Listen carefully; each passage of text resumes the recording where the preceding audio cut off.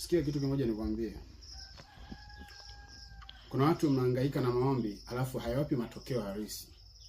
Unaingia unafunga siku 2, unafunga siku 3, unafunga siku 4, lakini haupati matokeo halisi. Hasa mwisho wa siku umeanza kuchoka, umeanza kukata tamaa. Nataka nikwambie kitu kimoja. Ukisoma Methali 4 mstari wa 23 anasema, "Rinda moyo wako kuliko yote uyarindayo, maana huko ndiko zitokako chemchemi za uzima." Kwa nini? Kuna wakati kuna vitu umeviweka moyoni, halafu unataka Mungu afanye kazi.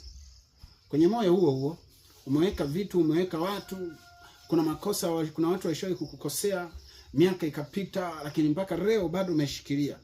Umeyaweka moyoni. Halafu inafika sehemu muda huo unataka uongee na Mungu, unataka Mungu akuinue, unataka Mungu akubariki. Kitu kimoja, Mungu huwa anapenda kukaa peke yake.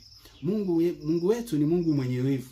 Kwa anachotaka kwenye nafasi, anataka kwenye moyo wako abaki peke yake. Sasa ili upate matokeo halisi, ili Mungu aipandishe huduma yako, kitu cha kwanza ambacho unatakiwa kukifanya, usiweke watu kwenye moyo.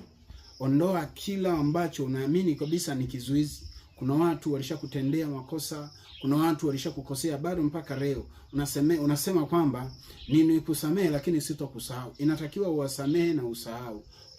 Hauruhusiwi. Kama unataka upande viwango vya kimungu, unataka uende mbali kimungu, lazima kuna vitu vitowe kwenye moyo ili ibaki nafasi ya Mungu. Maana Mungu anataka akae peke yake kwenye moyo ili akutumie atakavyo yeye. Sasa hivi unaweka vitu kwenye moyo, Mungu hawezi kukutumia atakavyo yeye. Ili Mungu akutumie kwa viwango vikubwa na upate matokeo halisi kwenye maombi yako, lazima Mungu awe na nafasi kubwa kuliko makosa na vitu na mapito uliyoyapitia.